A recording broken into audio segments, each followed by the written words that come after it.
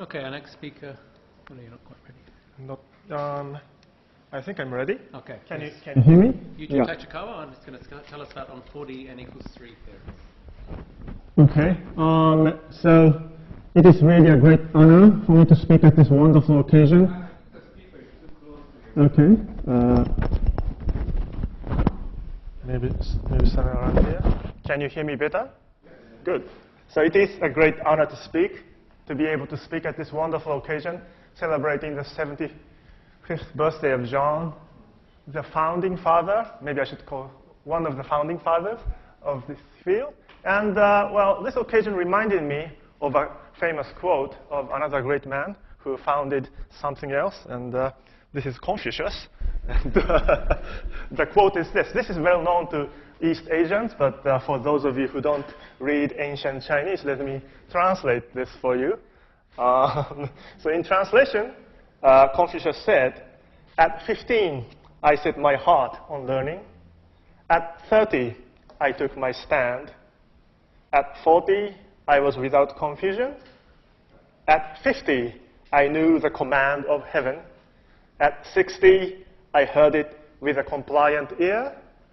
And then at 70, I followed the desires of my heart, and yet I do not overstep the bounds." And well, I wonder how the great men, I mean, many of the founding fathers of the string theory is in this room, and I feel very, very honored to be a speaker at this conference, and I wonder how any of you would think about their achievements looking back from 2016. So yeah, so this is what I thought when I was preparing the talk. So yeah, so let me congratulate and say happy birthday to John again. So let me come to the physics part. Well, that was the most important thing I wanted to say in this talk, so maybe I can stop right now. But anyway, I'd like to talk about something very closely related to John's work. Of course, his work, the influence of his work permeates all of string theory, so I can talk about anything. But well, I recalled one of his influential papers. So this is this supersymmetric Yang-Mills theories, right, from 1976. I wasn't even been born, you know. I was two separate entities in my mother something and the father something back then. And in this paper, he constructed n equals 1, 2, and 4 super Yang-Mills in a uniform fashion. So the introduction starts saying that there are 3 types of SUSY Yang-Mills theories in 4 dimensions, right? So the third paper is another paper by Shirk, and so yeah, it was an interesting story. But so in this paper, John studied all these Yang-Mills theory in a uniform fashion in various dimensions, and he conclusively showed that there are 1 and 2 and 4 supersymmetrical Yang-Mills. So the natural question is, why 1, 2, and 4? Where did the number 3 go? So it is true that you cannot write down n equals 3, genuinely n equals 3 supersymmetric Lagrangian in 4 dimensions. But that was for Lagrangian field theories. But in the last several years, we learned that non-Lagrangian theories are everywhere. Again, this non-Lagrangian is a bit controversial terminology, but unfortunately, I don't have any other nice way to describe them, so let me just use non-Lagrangian in a very vague sense. But we learned that there are many more theories, strongly coupled theories, than we have thought 10 years ago. So maybe there are, in fact, genuine n equals 3 theories. Indeed, almost about a year ago, Garcia Echevarria and Regalado wrote a very nice paper constructing genuine 4-dimensional n equals 3 theories, quantum field theories, using F theory. So I was very excited And I wrote 2 follow-ups with 2 friends of mine, and I'd like to report on these subjects. And so those were the papers from February. And since then, there have been a few papers, including another paper by Garcia, Echevarria, and Regalado, just from 2 days ago, where they studied M-theory construction of genuine n equals 3 QFTs. But I won't have time to talk about that. So that's the basic idea of the talk. So my talk will be divided into 3 parts. I will first review the old argument why there cannot be n equals 3 theory if you demand the existence of a Lagrangian. And then I will talk about how Garcia, Echevarria, and Regalado constructed genuine n equals 3 theory. And then that's the part 1. And then I will explain to you some details of the properties of that resulting theories in the part 2, which is about some of my work. Is there any question at this point? Is that fine? So let me first remind you about the old argument that there cannot be n equals 3 quantum field theory. So for example, analysis of various types of SUSY multiplets can be found in any textbook of supersymmetry, say Wesson-Berger. And if you just list all of the representations with spin less than or equal to 1, which is CPT invariant, and in addition with n equals 3 supersymmetry, you realize that the multiplet structure automatically is equal to one of the multiplet of n equals 4. So you might say at that point that, well, this means that there should be only n equals 4 theory, but that's not logically saying quite true, because at that point, the textbooks only analyze the multiplets, not the interactions. So you can still have the possibility of genuinely n equals 3 interactions on n equals 4 multiplets. But as long as you just consider the lowest derivative standard interactions, for example, if you assume n equals 2 supersymmetry, then you can write down all possible Lagrangians having n equals 2 supersymmetry up to lowest derivatives for bosons and fermions, and you just goes over the list. And you check one by one and finds that if you ever find n supersymmetry larger than 2, it is not n equals 3, but it is n equals 4. But this argument assumes that the supersymmetry is manifest in the classical Lagrangian you start with. So it doesn't say anything about non-Lagrangian theories. So in fact, just before Garcia and Echevarria wrote their interesting paper, about 2 weeks before that, Aharoni and Evtikif wrote a paper studying what would an n equals 3 theory look like without knowing any concrete examples. So that was an interesting accident of history that they wrote that paper just before the construction paper without knowing it. But anyway, they studied that. And what they found is interesting. For example, suppose you have an n equals 3 theory such that it has a exactly marginal deformation, changing some of the coupling parameter. But they showed that n equals 3 supersymmetry relates that exactly marginal parameter with an additional supercharge. So this means that an n equals 3 theory with a marginal deformation is automatically an n equals 4 theory. This means that if there is a genuinely n equals 3 QFT, it cannot have marginal deformation. So it is genuinely strongly coupled. So that's also analyzed in the more general setting by these authors. So this means that, well, field theoretical construction needs to be genuinely strongly coupled, which seems to make it very difficult. But there is, in fact, a very easy stringy construction. It's surprisingly easy. When the paper came out, I had a look at it, and I was shocked that I didn't find it. I mean, yeah, it's very easy. So I was really shocked. I mean, yeah. I mean, everybody in this room should have found it. And you know the reason why. I guess I'm speaking quite fast, but it's OK. I mean, yeah. So let's construct 4D equals 3 theory. We need to keep 3/4 of the standard amount of supersymmetry, right? Do you know any other system that preserves 3/4 of supersymmetry? Can any of you suggest? So that's the ABJ-M theory, right? M theory. So this is M theory on C4 over Zk with the most obvious action of Zk followed by M2 branes.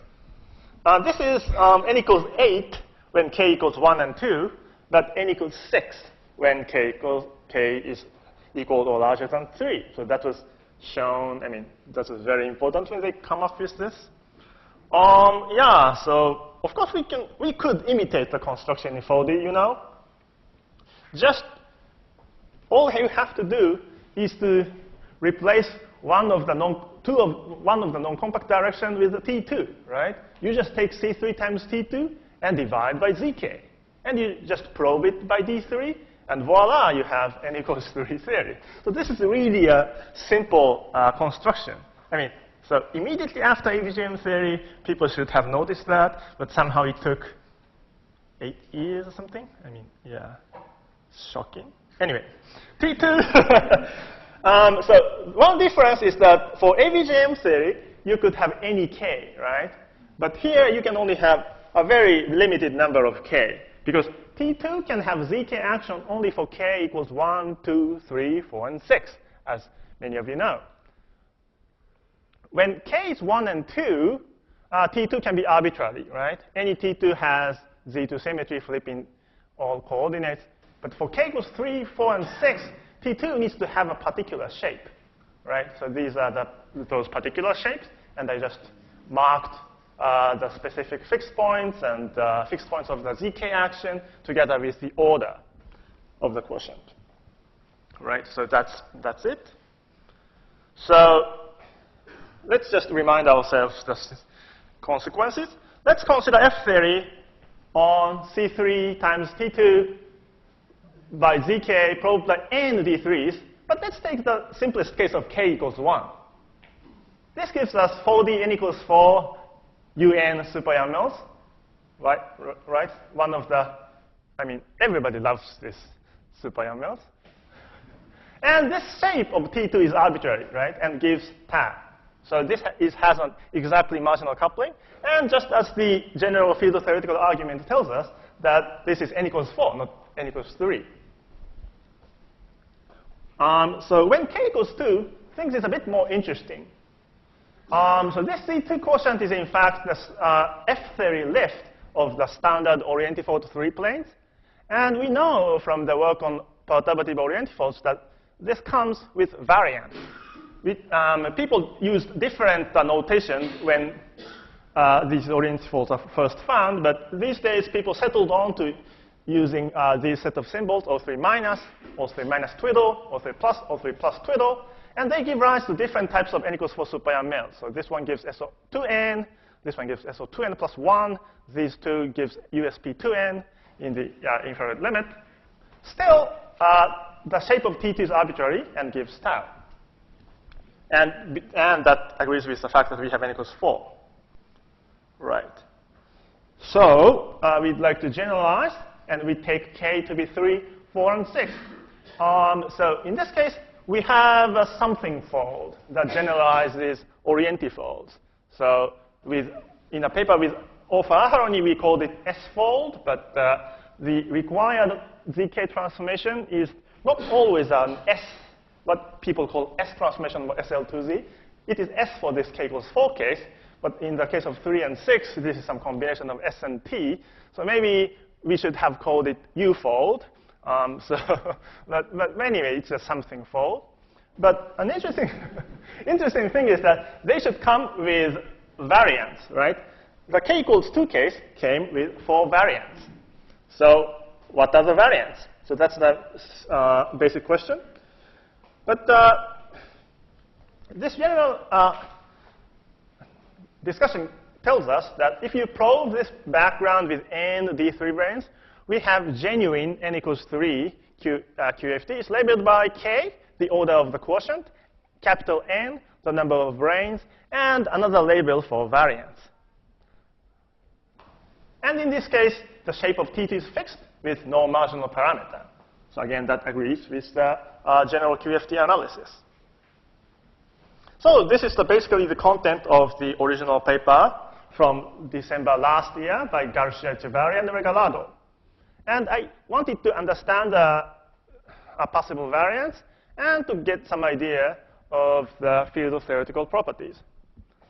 So that was the first F-theory part. And then let me go to the rest of the talk. Yeah, I think I'm really speaking fast, but I think it's OK. So how do we see the possible variance of these something folds when k is 3, 4, or 6? So, which should be analogous to the distinction of SO2n and USB2n, or SO2n plus 1 for k equals 2. So one way to study this issue is to analyze the moduli space, supersymmetric moduli space of these n D3 branes. Of course, D3 branes can move on the transverse space, which is C3 over Zk. But if you consider 3 directions simultaneously, it's confusing. So let's imagine that every D brane happens to be on one complex plane, which makes our life a bit simpler. So let's just consider that case. So for those of you who love n equals 2 theories, this corresponds to restricting attention to the n equals 2 Coulomb branch of this theory. So this is my cartoon picture of n points on C over Zk.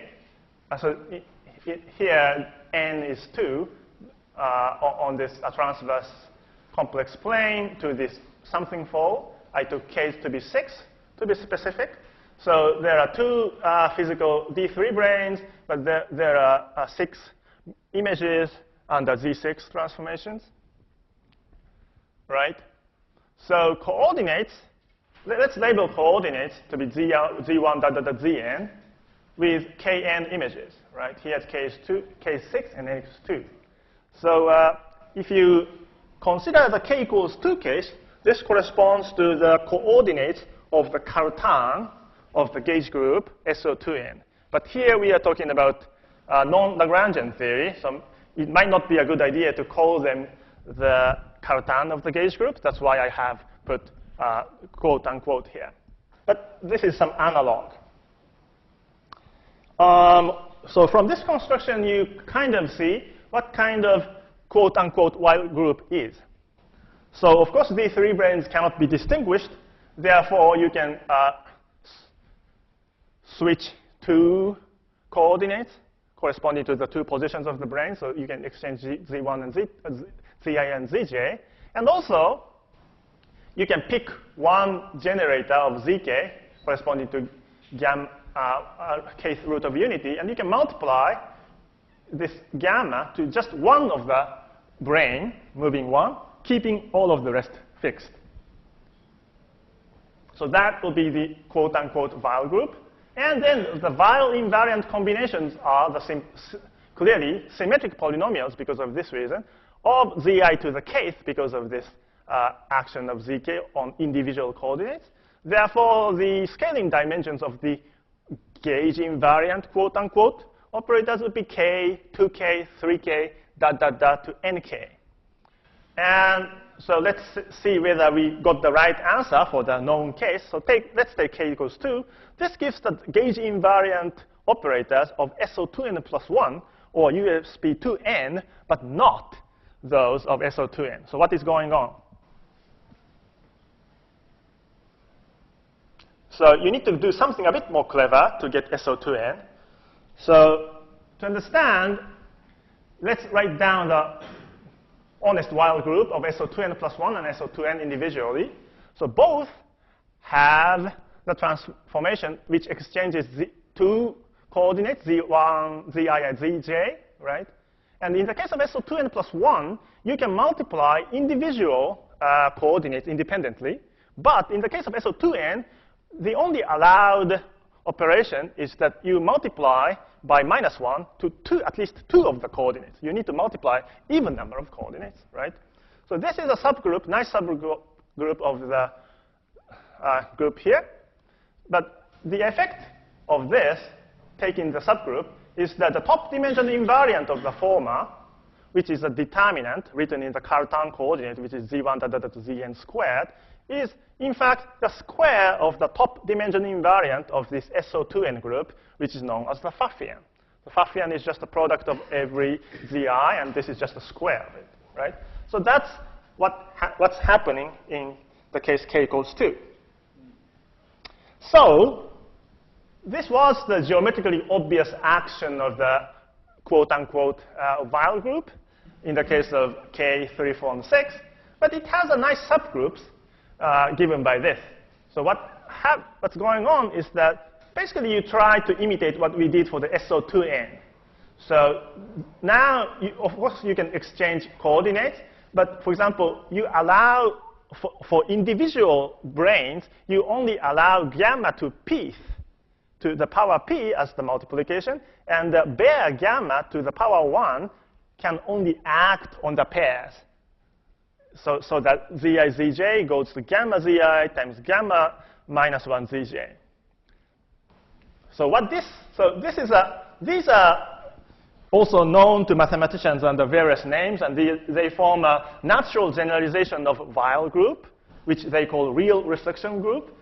So these are called complex reflection groups, and they form a very nice set of generalizations of the Weyl group. And what happens is that the top dimension invariant of the former, the determinant, quote unquote, which is z1 zn to the kth power, is in fact the pth power of the top dimension invariant of the latter.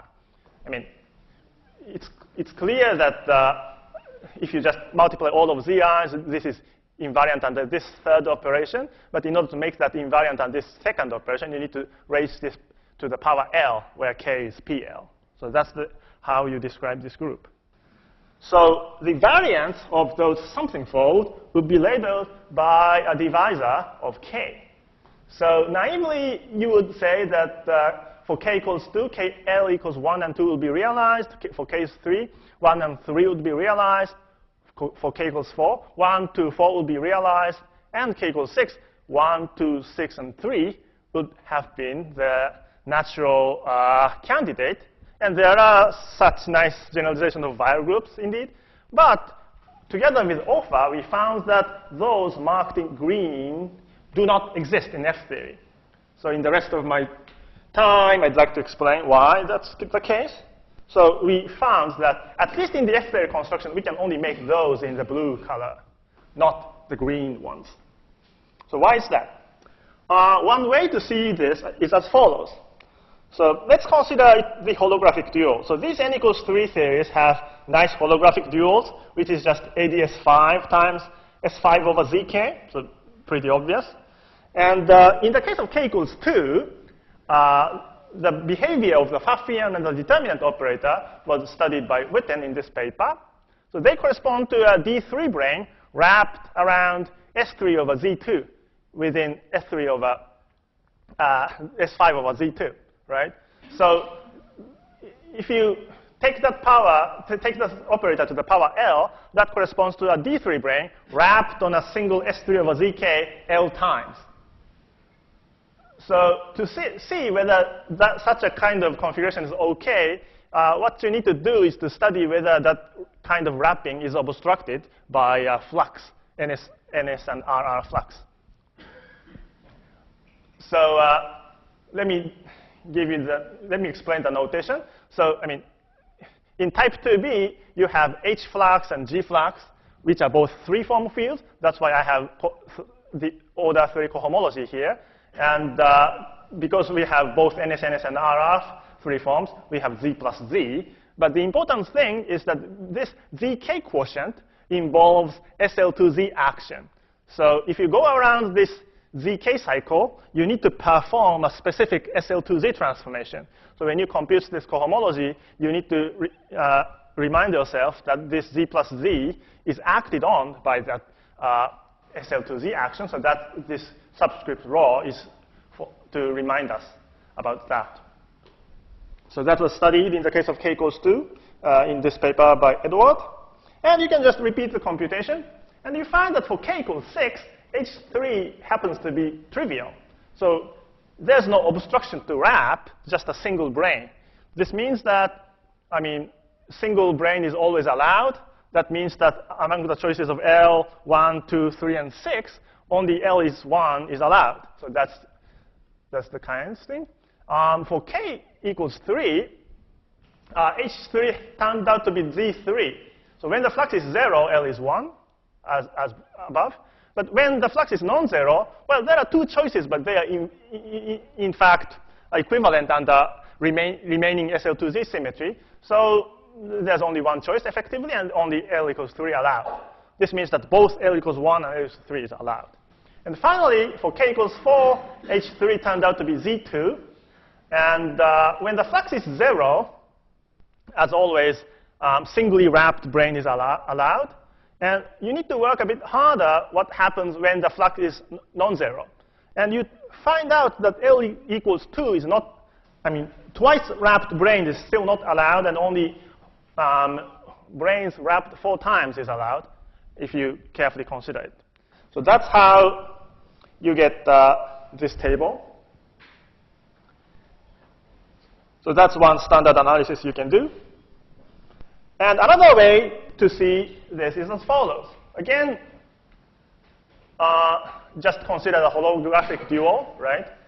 And we know, using ADS-CFT, that the central charges A and C in this background is basically given by, except for this ZK before quotienting, this is exactly the same as the dual of the n equals 4 super pi m mels. So you basically have the same formula, but by a factor of k. So central charge is given by k times n plus epsilon over 4, where this epsilon is the intrinsic D3 charge of the something fold. So we know that all threes have intrinsic charge, and there should be some analogous thing here. So from the field theoretical point of view, Aharoni and Etvekif show that with n equals 3, we have A equals C. And there's also another formula applicable for any n equals 2 theory, saying that the 2A minus C is given by a certain sum of linear combination of the dimension of the gauge invariant operators, where we know the gauge invariant operators, right? So you just plug this in, and comparing with that, you have a field theoretical prediction of the intrinsic D3 brane charge of this something fold.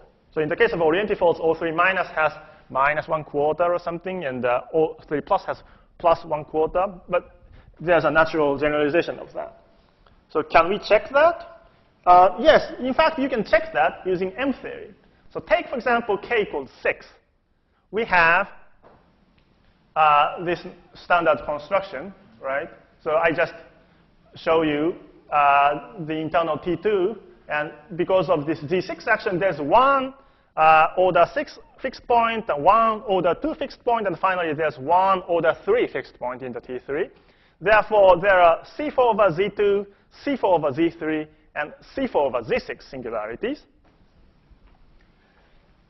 And in the context of ABJM theory, people carefully studied what are the intrinsic M2 charges of these funny singularities in M theory. And people concluded that the charge is minus 1 over 224 times S minus 1 over S, where S is the order of the singularity.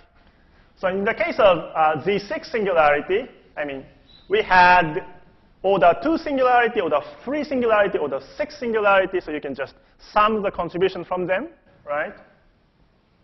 And you get minus 5 over 12. And this agrees with this formula we got from field theory for k equals 6, only when L equals 1, right? So in this way, using ADS-CFT, you know that only L is 1 is allowed. So you don't have variance in the case of k equals 6. And you can do the same computation in all of the other cases. So that was somewhat satisfactory for us. So that's basically it. So the surprise last year is that genuine n equals 3 QFTs do exist. And some properties were understood, like the central charges, 2D chiral algebras, in the sense of the Stony Brook group, and we understood the variance. And many properties are to be computed, like Schur indices and many other, precise BPS spectrum on the Coulomb branch. So we should be able to study them.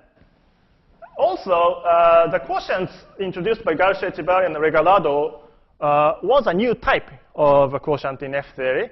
And if you don't demand to have this much supersymmetry of n equals 3, if you just are happy with n equals 2 or n equals 1, there can be many, many n equals 2 cases. And that should give us a lot of novel n equals 2 SCFTs, so far unknown. So I expected there will be a few papers about that in the future. So I think this is a new type of things we can consider and many things to be done. So that's the end of my talk. And let me just say again, happy 75th birthday, John.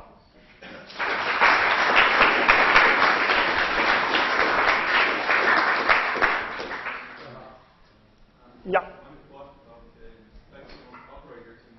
Yes.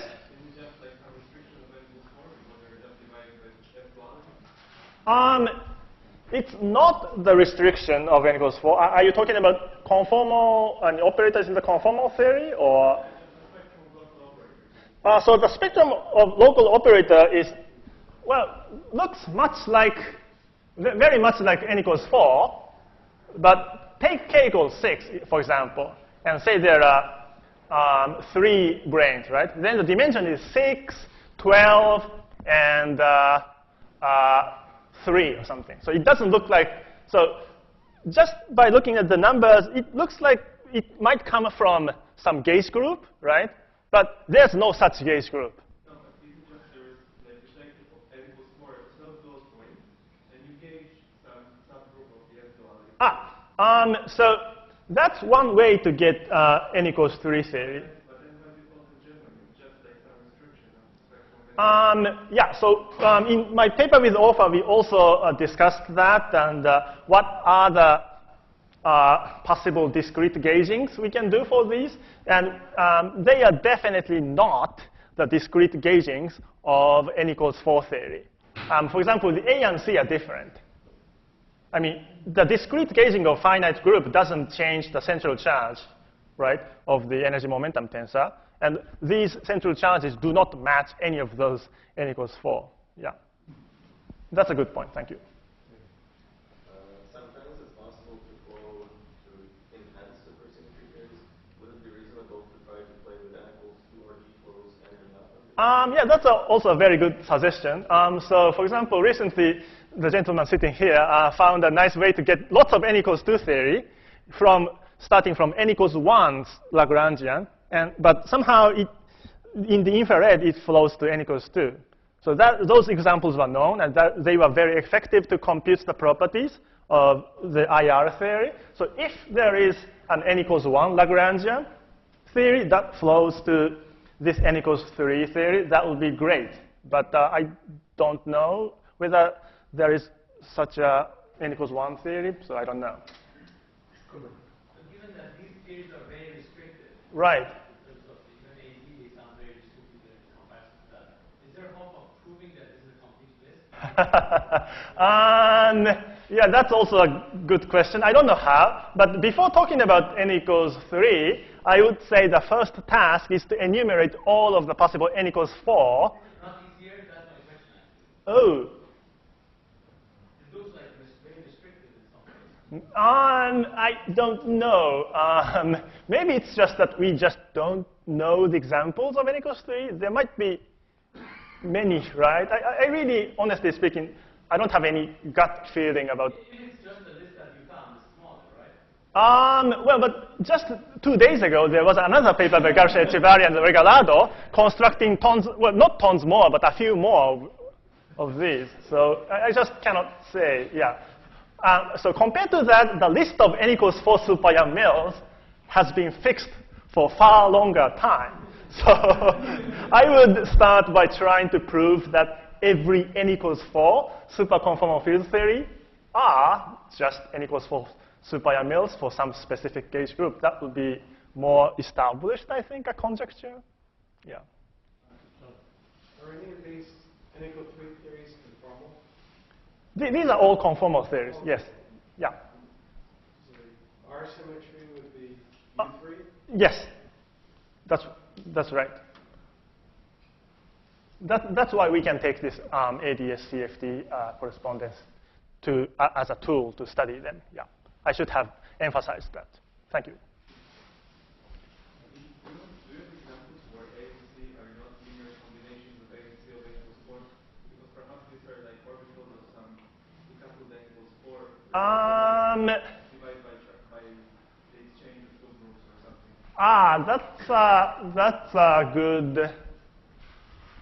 That's a good point. In fact, when k and n are both very small, this theory sometimes enhances to n equals 4. Yeah. But for the generic case, I don't think they enhance to n equals 4. You can check that. So because we computed the chiral algebra, 2D chiral algebra of these things, I'm pretty sure that there's no exactly marginal deformation in these theories. I'm just talking about the orbitals of the decoupled. I don't know. Yeah, that might be still the case. It would be interesting to show that these are really genuine because Yeah, that's right. I agree. Any more questions? Let's thank Yuki again. Thank you very much. Thank you. 10:45. Yeah. Okay. Thank you. Talk. Thank you for